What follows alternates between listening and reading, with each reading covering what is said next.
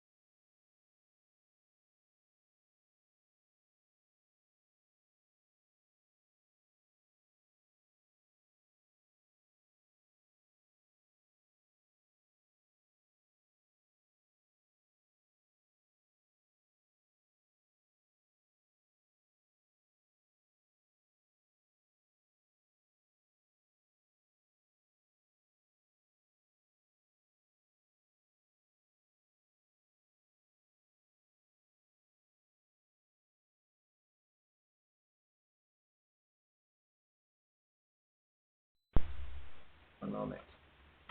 One moment.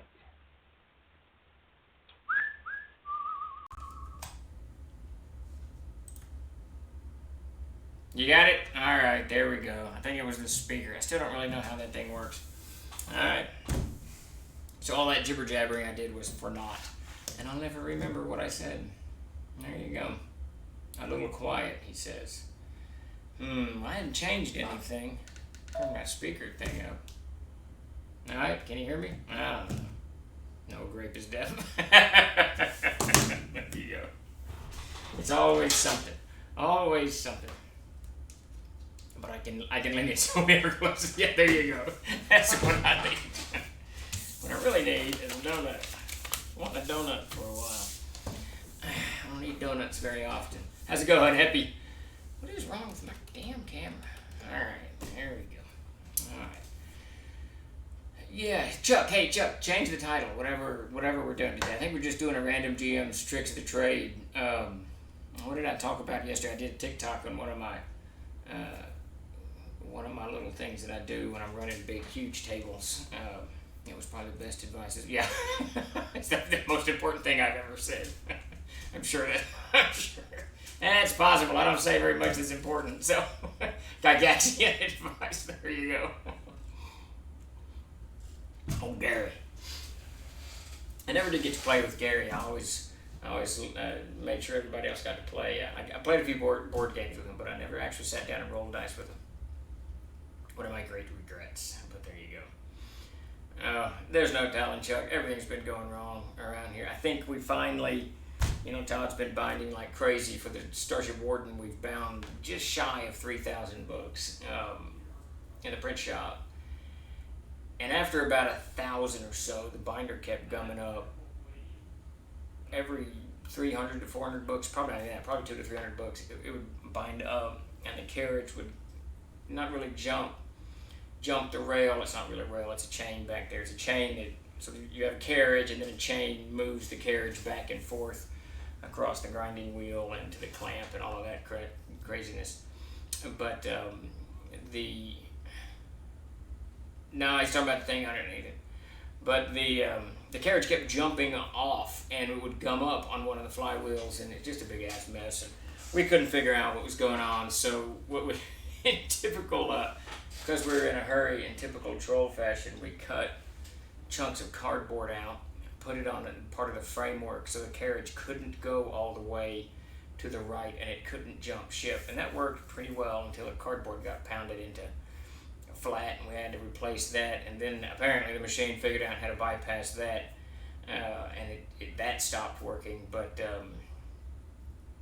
after that, we had to take it apart and figure out what was wrong. There's one little bitty screw loose. I think we've got a little nut loose on the chain link assembly, and we finally fixed it. But it has been a non-stop comedy of errors. So whatever you're doing, Chuck, is right par and parcel with everything else. Is it supposed to be troll talk? I thought we were doing GMTT today. We're doing Jim's Tricks of the Trade or something. Craig got thrown out. Yeah, we're just doing an open GMTT.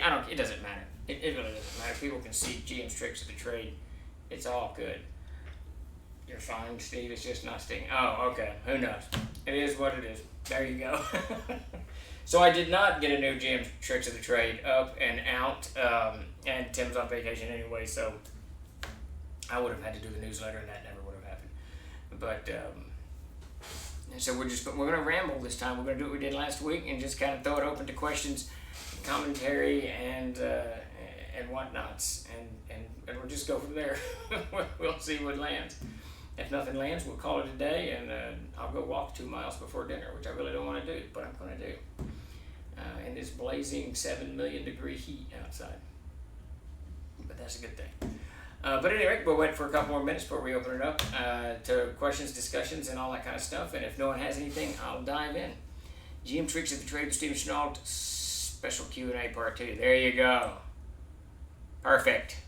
Perfect. Now all is right with the world. I'm even going to refresh that. Okay, there you go. All right, see what we got cooking. No worries, Chuck. We're up and running. We're up and running, and we got the proper title, so we're good to go.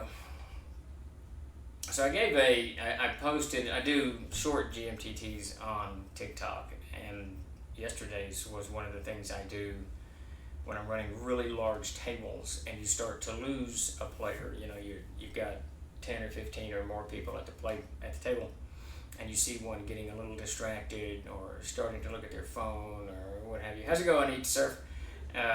One of the things that I do, and this is what I posted over there, I try to always kind of keep an eye on the table. So if I'm role playing heavy with some folks over here on the right, but I'm always looking. I always just kind of look to make sure, you know, someone's not getting bored or what have you. And if I see someone kind of checking out, I'll get their attention and hold up a finger. I'll just say, hey, 1 minute. So that now they're brought back to the table and now they're kind of engaged. Now they don't know what's going on, so they're focusing on you and they're curious what's going to happen next. And it stops them from looking at their phone or whatever it is they're doing. Back in my day, it was comic books, but and then you capture them now. And then I'll go back and finish what I'm doing, but you can't leave them hanging more than 2 or 3 minutes or you'll lose them again. So I always go back. But one of the comments, the only comment, TikTok still isn't growing much for us.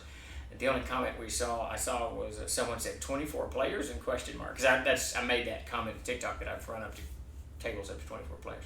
So somewhere we've got a video of me running one of these games at GaryCon where I routinely have about 21 players.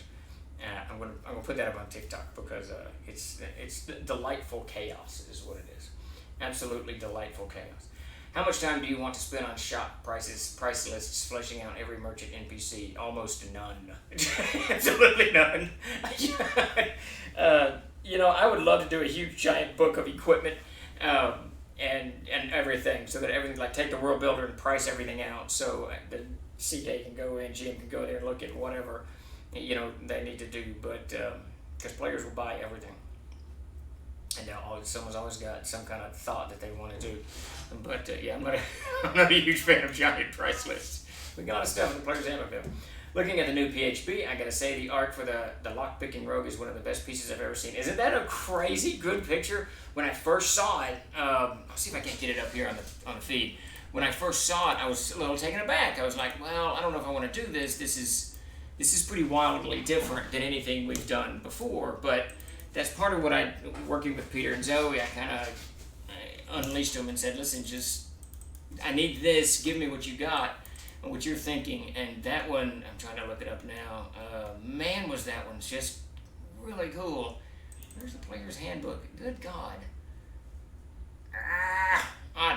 Bless my soul.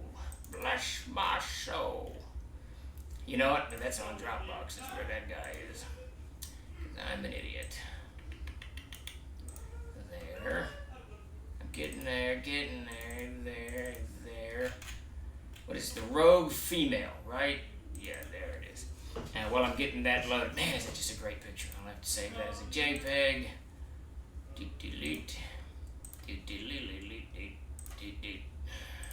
I just do the Beverly Hills Billy?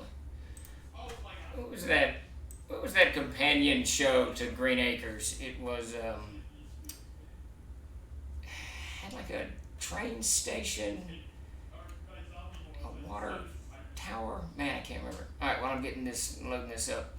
Let's see. Omut, how do you deal with a player with? This is from Omut. How do you deal with players that come across a single magic item, but everybody in the party and at the table wants a said magic item? How do you manage players that may be disenchanted about not getting a neato magic item in the campaign? That's actually, I run into that a lot because I'm running these young guys. And it's tough because as a CK, player B should really get that thing. And that's generally what I try to do when that item goes to whomsoever it goes to.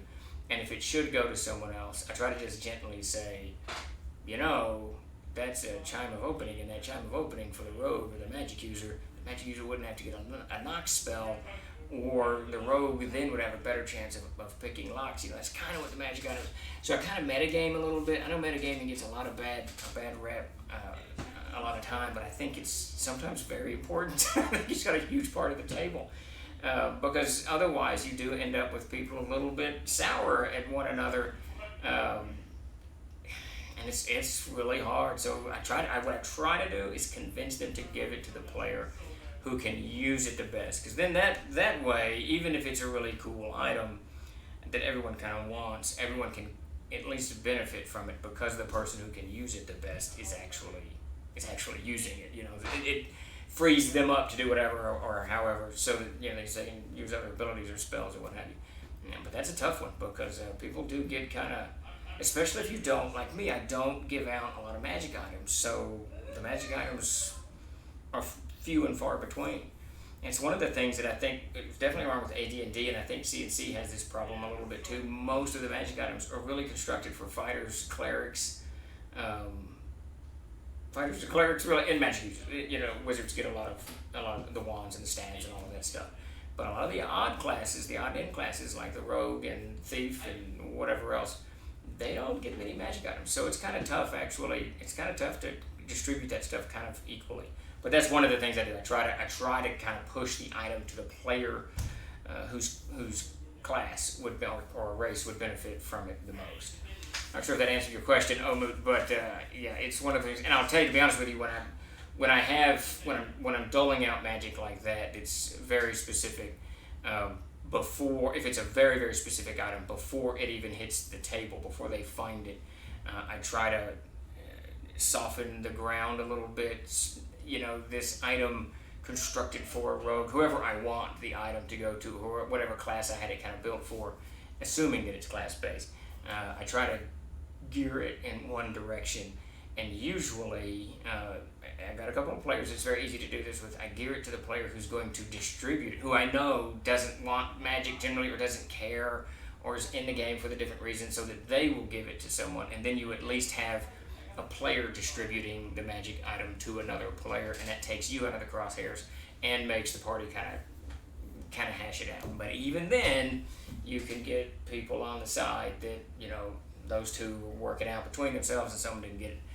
It can be a tough issue, and you don't want to just give everybody a magic item. That's just crazy. School marm waving finger. Yeah, that's exactly what that is. I like it. I know everyone has a different preference, but what is a good average to spend on fluff? What do you mean?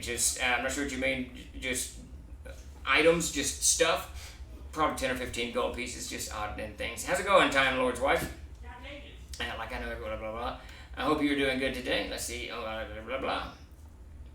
So Great Big responds to Omu. I like how Lord Gazumba. I guess you guys can actually read that, right? I don't need to read everything. I want to do the highest picks first. There you go. Let the dice do. Let the dice do it. As much as I'm a huge fan of dice, I think I'm kind of a GM that controls a lot. I like to keep things away from the random as much as I can because it can get kind of dicey. Let me get this picture uploaded. So this is going to be the female rogue in the player's handbook. I think I spelled it Roge, but that's fine. No one cares. If I can find it. And this is what Vic Danger was talking about. Boom. It is gigantic. You can only see her hair. So there she is. Just a fantastic picture. Zoe just knocked it out of the park. Even the trunk has an eye on it. Just very, very, very, very cool. That goblin, Bifford, is one of my favorite. That's an Eldritch Goblin's there. The prices are very dependent on the campaign world. That is true. How much does it cost? How much do you got? Yeah. Right, but you're running a campaign and they're traveling down the road and run across a couple of merchant wagons. Do you make a price list for all the goods they're carrying? No, generally great. Now, if that's a little bit more pointed question. So generally speaking, I use the player's handbook and orient everything to that. So say they want to buy some meal for the horse or something, and just a day or two, I'll go to the player's handbook and find the nearest item. I think actually horse meal is in the player's handbook. I go and find the nearest item to it and just go. And most items, like buttons and string and whatever, it's going to be a couple of copper pieces, a couple of silver pieces. So that stuff I just end up winging it. Depending on how you've structured, because he's right, depending on how you've structured your campaign world and how you're doing a monetary policy. And I don't do that very much. It's way too complicated. There's too many variables, and I gotta live that anyways when I'm balancing TLG's books. So I don't want to do it in my fantasy world. So everything's pretty cheap. A couple silver pieces that get you just about anything that's not made out of iron. Petticoat Junction, that was the one. Yes. Yeah, I don't know why that came into my head. I don't know, that just rolled into my head and I suddenly remembered the opening sequence to that. That's funny. Yeah, it's a good show. Remind me to want to buy everything if I played you. But you want to go to resell it at half value. Just buy water, rains, or swim fins. There you go. Imagine I would give the merchant a % chance to have what you want. Yeah, now they may not have everything. That's a good point, Statter. Hello, Real Longshot. How's it going? I tend to run more players at my table, 7 to 12, and it's not practical to have 12 magic items for everybody. No. You're 100% right. And even if you're running 5 or 6 players, man, you'll end up with and it's kind of one of the problems I've got in my Young Bloods game, because they've gone into Alstrag and they're running through some high level stuff, and I'm not prepping enough, so I'm just giving them the treasure that they find, and it's too much treasure for they're at 6th level, only 4 of them, and it's just too much treasure. So they're getting kind of top heavy on magic items, and there's fixed to be some dispel magics rolled across that party and clean that out a little bit. There's going to be a little bit of house cleaning, because you're right, you'll end up with 12,000 magic items at the table, and it's going to make playing boring, is what it's really going to do. I have played in games where the DM grants the players the ability to choose 2 items at various levels, uncommon in levels 3 to 5, rare items in 5 to 10, and so on, and the DM just picks one of those items they want. That's interesting. Kind of let them choose their own. I even quit. I've become such a bastard with it. I've even quit letting them. I would let players roll. When it's a random encounter, they kill the giants, and there's a treasure hoard. Now I got to roll this treasure hoard up. I'd let the players roll so that they are they're doing something. While I'm rolling these dice. I've even quit doing that because I ran a game and they rolled. It was 00, whatever, ended up 50,000 gold piece death mask at 2nd or 3rd level, and I thought I'm not doing this anymore. I'm just not doing this anymore. Do you prefer randomly generated treasure or planned treasure placement or selection? So I'm horrible with magic items. I'm horrible with it. I prefer random. I will occasionally do specific place treasure, but every single time, and I don't know if this is because I've played the game for so many years, both CNC and AD&D, but every single time I roll those dice, I don't like what I roll. And I roll it again, and then I roll it again, and then I end up just picking something. Because most of those magic items, I've played through them enough to know what havoc is going to be wreaked at the table by the helm of teleportation, or the helm of brilliance, or whatever it is, the ring of invisibility. So when I roll, like, probably there's 2 dozen of them, I just don't want to give the players. I still want them to have it, because I know it's just going to irritate me down the line. So I prefer random, but I end up actually picking them most of the time. What I really need, what C&C really needs, AD&D definitely needed it. It needs a better minor magic item list. So like I did a lot of magic items for the Monsters and Treasures of Air, but they're all epic, right? Most of them are these huge, high-level things. We need just like a bedroll that you wrap up in and heals you 1 to 2 points of damage. Just little things like that, just small things, so that when you're giving the magic items out, it has no huge earth-shattering impact. And another thing I've started doing, and this I discovered this late in the day. I'm putting charges on lots of things. Wands and staves and whatever the other rods have charges. Well, now I'm putting charges on random crap, short swords. Whatever, ring of climbing, rope of climbing, whatever. I'm just throwing charges out, just to kill the magic item sooner rather than later. Magic Mart games, I like to get away from the type of campaign. Yeah, I don't like to do a lot of magic in them. I really don't. I like the idea of special items having a price range that you can let RP and dice play. The only thing I really let people buy are spells, because I don't really like having to be forced every time they kill something. For the magic user to gain anything, I've got to create a treasure hoard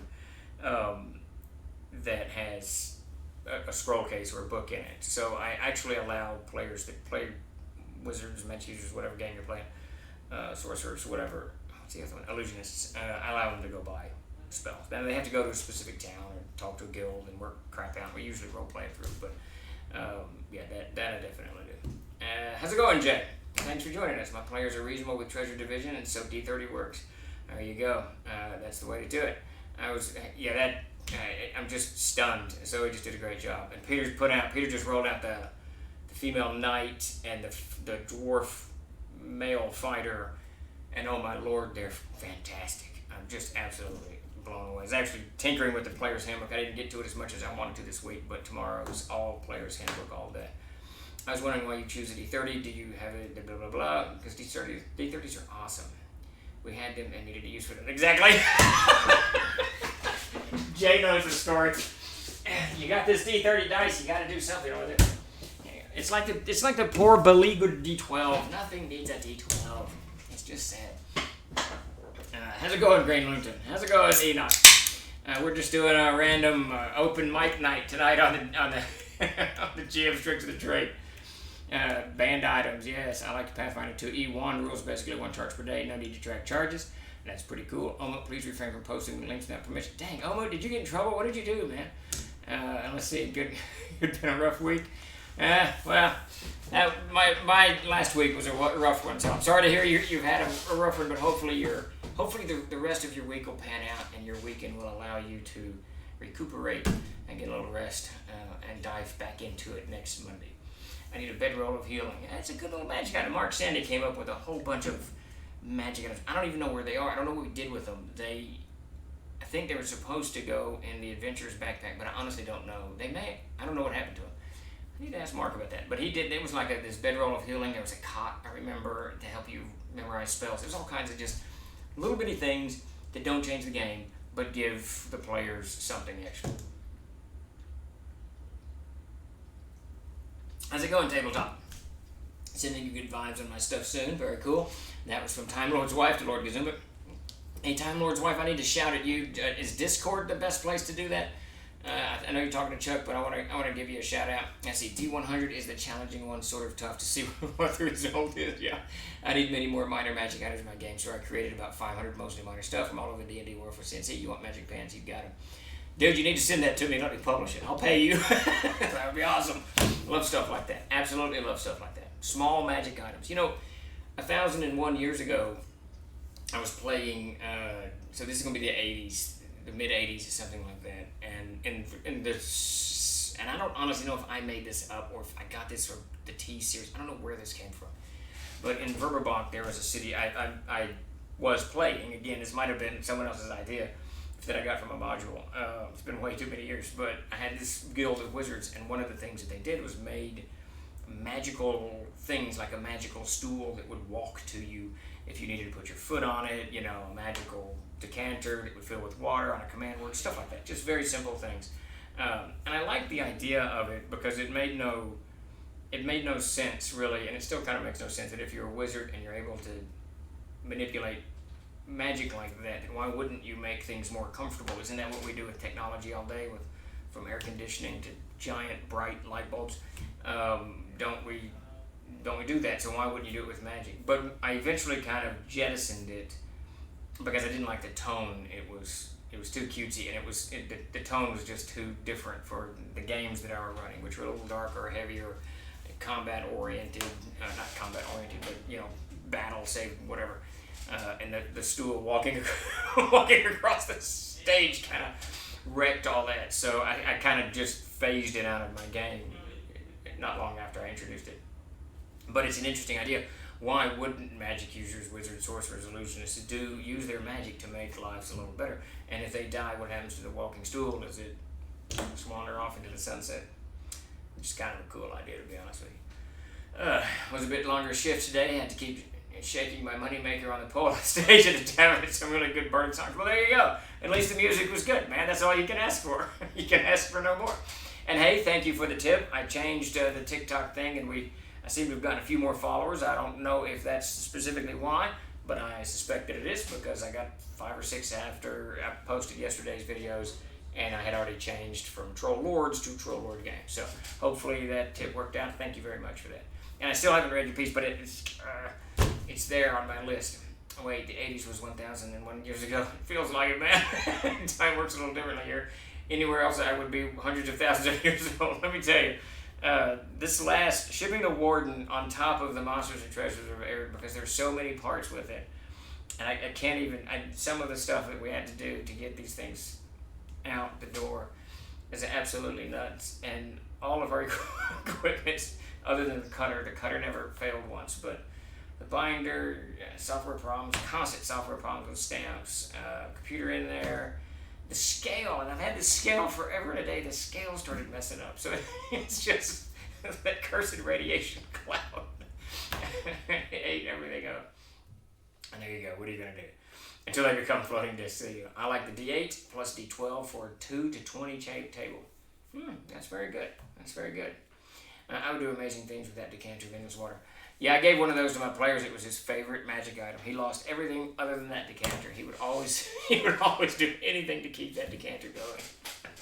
I didn't realize there was a free product like the Crusader's Companion until the latest podcast. I'm looking forward to reading through 300 plus pages of optional CNC rules. It's some great stuff in there. I haven't looked at it in a while, but it's some really, really cool stuff in there. Let's see. Okay, yeah, there we go. All right. And that is an honest chest in the picture trying to be open. Yeah, she's in for a shock when she gets that door open. She's going to wish she had some chimes of opening. You notice end times when scales begin messing up. Yeah, man, I've had this thing. I don't even know when we got it. We started shipping in 2001. I know we didn't have it then. We probably got it in like 05 or 06 or something. And it just works. It just works, but it was messing up, so I'm not sure what's going on. One of my favorite magic items is Ring of Create Food and Drink. Man, Todd's got a ring of sustenance that drives me crazy because I can't bring any hunger into the table because he's always got a stupid ring. Frog Gun Games Rapid Epic had a simple magical broom that swept up a small area on its own. The item turned out to be insanely valuable. Put a blanket over the broom, trick out your enemies. Leave it to some clever player to come in there and turn a magic broom into this monster distracting weapon.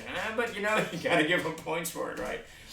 Vic Danger, I love the scar on her left temple, like she tripped or trapped somewhere. Yeah, and like the hair's burned off or whatever it is. Yeah, she is always really, really good about that. She did the character Ava, who is the female ranger from the fiction I'm writing. And she did this piece on it. She did this blue jay feather at the bottom of the bow that is so, I don't know, it's suddenly personalized, the whole thing.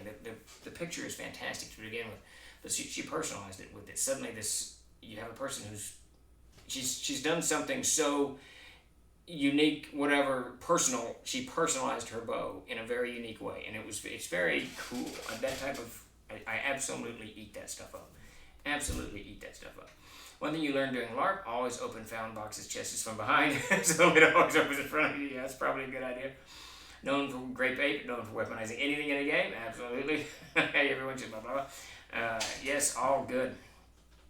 That's funnier than crap. At any rate, for those of you just joining us, this is GM's Tricks of the Trade, and we're just doing a open Q&A. If you have any questions for me or for the group, or comments, commentary, throw them in the stream, and we'll do our best to address them.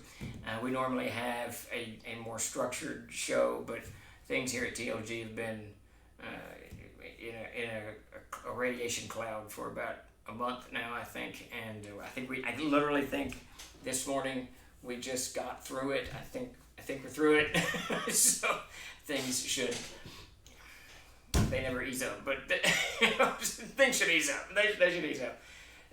At the very minimum, the 2 Kickstarters are closed and everybody's got their stuff, or should have it soon as it lumbers its way across the pond or what have you. So what's better, Ring of Protection +1, 5 feet radius, or single Ring of Protection +3? Yeah, I'd have to go with the +3. I think I'd have to go with the +3. That gives you that extra AC. And you know how it is, that it's funny because, like, I ran a game 2 days ago, and they entered in an abstract. For those of you who are familiar with it, if you go through A13, you can go through the Tarmoon, which is this tower, and at the end of it there's 5 trolls, and they attacked the trolls, mainly because there's a gnome. He's not an Oathsworn, what is he? Divine Knight. There's a gnome Divine Knight in the party. I think he's a Divine Knight. And he hates trolls, and when he saw the 5 trolls, he attacked them. Now, when they attacked, the 2 fighter types, the Oathsworn and the Divine Knight, were max hit points, max AC, all that stuff. But the wizard was already horribly wounded, and the rogue had 3 hit points left when they attacked the trolls. So the battle went decently, but 5 natural ones were rolled by the Divine Knight, and then when he hit with his giant slaying sword for his 3 to 18 points of damage, he rolled 3 ones. It was insane. It was absolutely insane. But that actually played hard against the party because they started to fall. The rogue fell, the mage fell, the Divine Knight, I can't remember if he fell or not, but he got knocked out of the combat or was driven out or something. But the mage had cast enhanced senses or something that gives you a +1 to hit. And in the very last kind of round, that +1 was all that the Oathsworn needed to get to hit, to score. So those bonuses, whether it's 1, 2, or 3, especially if it's 3, actually play such a huge role at the table. You know, you hear players, and I'm sure you've heard it, Omut, and all of you guys who have experienced, players, they get a +1, whatever, and they're like, it's just a +1. Man, you have no idea how often that +1 is going to turn the tide in your favor, whether it's opening the lock, avoiding a trap, dodging the warded spell, whatever it is. And that +1 is huge. So a +3 to me is it's monstrously huge. Tabletop Center, one of the things I like to do roleplay, a skill, is when I want to do an insight, I will shake hands with the individual and place my index finger on the radial artery of the person and stare deeply into their eyes to watch for pupil dilation and ask my questions, engaging my insight through pulse change and pupil eye changes. Well, now that's very interesting. You'd have to have a really good role-playing session going, or you're going to have, you might get just nervous players because they don't know why you're holding their hand, in such a long, because some people don't shake hands and whatnot. That's an interesting way to run part of a session. That's very cool. Very, very cool. And Steve, you're not done with Starship Warden until you send me the Star Siege rules and tell me what to do with the extra Warden book. You sent by accident. I've emailed orders and Tim, but I'm still waiting on want to resolve it. So what do we owe you? We owe you the Star Siege rules, digital or print. Doctor, I knew an extra book had gone out. I now remember that when you were one of the first ones that went out, and I remember we were packing them and we were testing the weights, and we sent. Because me and Wilson did 5 of them just to get him started. I always kind of walk into the Kickstarters. And we did those 5. And that one I packed. And the next one, or the third one, or whatever it was, had Star Siege and not Starship Warden. And I thought, did that first one say Star Siege or Starship Warden? But we were way too busy. I thought, I made a mental note to go back and look at it. And I thought, well, I just have an extra book. And then, of course, to my tiny brains, you got cheated out of a book that you wanted. All right, I'll check orders and make sure it goes out tomorrow. We got plenty of the Star Siege, so we'll get it out to you. So you're the one. You're the fellow. We'll get you squared away. Yeah, there was 600 something packages shipped. So there's going to be some that, there's going to be there's going to be some hiccups. We'll get them fixed though. I'm looking to add another one of those when the backer kit goes live. Are you talking about? It's already live. What are we talking about? Starship Warden. If you're talking about Starship Warden, it's live and golden. Everything's shipped. So we'll figure it out, Bloodwell. But sometimes my players, which are mostly higher levels, find a ring +1 and just rebury it in the wilderness under a tree or something because they don't want that player junk. Well, when you get to a high level, the +1 isn't that huge, or you've got rings that actually, actually have even greater value to them. So you don't want that, because you can only carry 2 or 3 rings in CFC. I can't remember what it is. Now I'll tell you, the players I've got now, both of them, they'll sell a magic item in a heartbeat, in an absolute heartbeat. They'll get something if they don't want it or think it's not bringing enough. They will sell it in a nanosecond, which is really kind of funny. Tops from Maine. All right, yeah, we'll get you squared away. It's the stat. Always nice when you can figure out exactly how and when an error was made. Yeah, I remember that one. I don't know why I remember that one. That's really funny. It's been a lot. Everyone here, I have enlisted almost everyone in the family to come, because my sons work for me. My youngest son actually works in the shipping department. Me, Todd, even my wife got into it for a while. There's so much. The warden was so involved. The CKG backer kit. So the CKG backer kit, for some strange reason, we did it Friday, and it didn't. Normally, what you do once you pay their fee or whatever, they connect with Kickstarter and download all the backers, right? And then the backers go in and whatever your pledges were and your add-ons and all that goobly goop, and then we let you guys know. We have to go live, and then we let you guys know, and then you go in and fix your pledges, add, subtract, whatever you're gonna do. But for some reason, it connected. It didn't download the backer list. So we've got the CKG active on backer kit, but there's no backers attached to it. We emailed backer kit. What is today? Thursday. We emailed them Tuesday, right? Because Monday was a holiday. Is that right? Whatever day. We emailed them a couple of days ago, and we haven't heard back from them. So I'm not sure what weird error is happening. I think everything's coming unsprung just a little bit. Just a little bit. It's not completely, but I think things are starting to come unsprung. It's probably just troll lord crap though. But there you go. All right,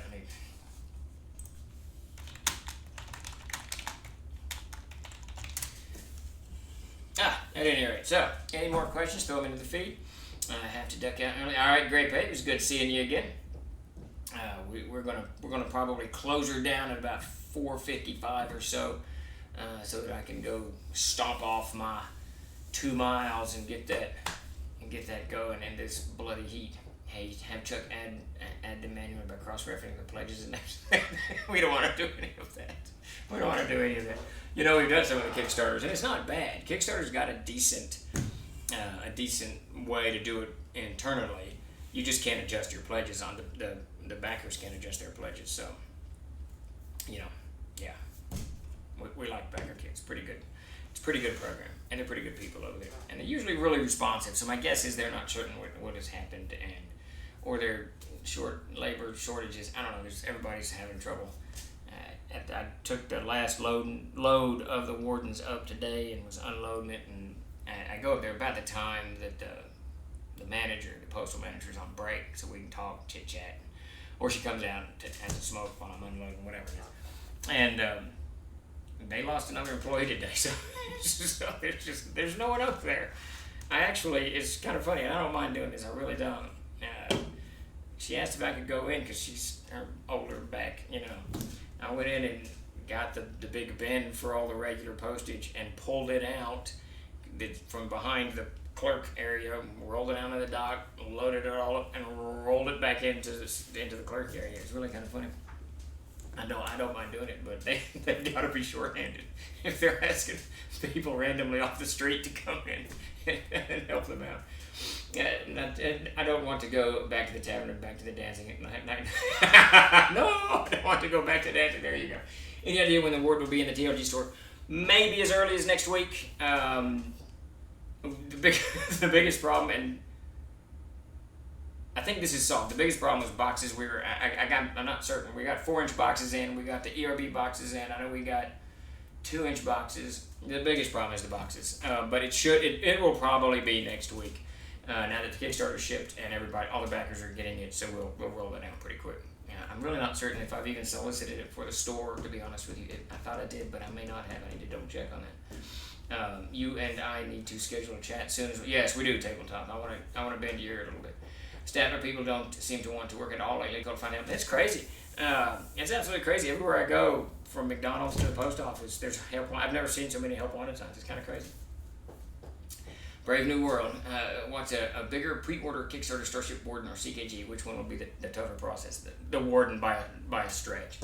The Castle Keeper's Guide, we kept it pretty simple. It's got the book and then the index, the book of tables, and something else. Chuck's book at their thing. And then it has other stuff that goes with it, like the Tomb of the Unclean or whatever. And all of that stuff's in print. Everything's there. We don't have to print much of it. So actually assembling that will be very, very easy. And the biggest problem with the Warden is because the book itself is 2.5 inches or 2 inches thick, and that it doesn't fit standard. If you get even a single add-on, it doesn't fit our standard boxes. If you get 3 add-ons, it doesn't fit our standard boxes. And then once for the big packages, it was just tough to come up with a packing method. And part of it, a lot of the bigger stuff had to go in boxes that don't, we've got normal shipping boxes that fold up, they fold up and you put crap in it and you ship it. But the bigger stuff, if you put in a big order, if you put in an order that's over 6 inches, that gets kicked to a large box that we assemble from the bottom. You got to fold it, tape it on the bottom, and we do 4 or 5 tapes? 5 tapes on the bottom. Flip it, put the books in, packing, peanuts, top, 3 tapes on the top. It's got a pretty serious procedure, and a good 125 of them of the Wardens were that, and it's just labor intensive. It's just I've never heard so much cussing about boxes, and I remember Wilson saying something about, I thought the world was going digital. No, it's not. We've got 12,000 boxes to ship. The PHB is going. The PHB is not going to be too bad either. It's going to be about like the CKG. The hard one actually is going to be the NPC Almanac because it's got card decks. It's going to have a giant book. It's going to have the box. The NPC Almanac box. And that's another thing the Warden had. It has a box with it. So you had the book, the box, and then 14 other items, or 12 other items that went with it. 11, I don't know, something, whatever. So it was so many items, and to make a box, for most of them, we had to make the Starship Warden box. Let me go get one. I think I got a damaged one in here. Somewhere. Yeah, it's back here.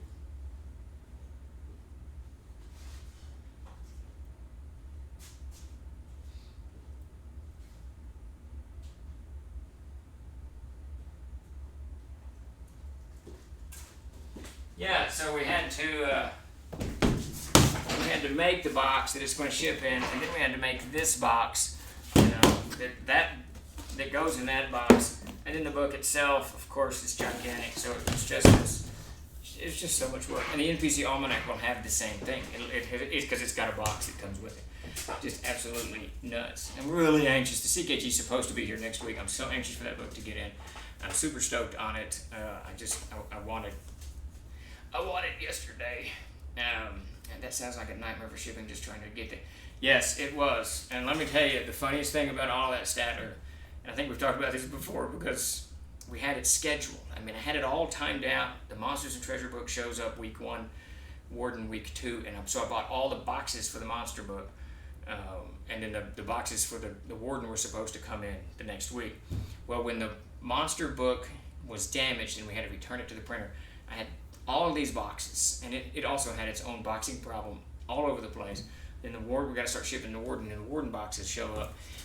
It's been about 4 weeks of utter, not chaos. It's been an organized chaos. It's just stuff everywhere, just absolutely everywhere. I was so excited today I could get the vacuum cleaner out and vacuum the print shop because there's shit everywhere. Just to give you an idea of one of the funniest things, and I did this today. I was binding a book. couldn't get the page count straight. And Todd normally does this. Todd's very good. He's very patient.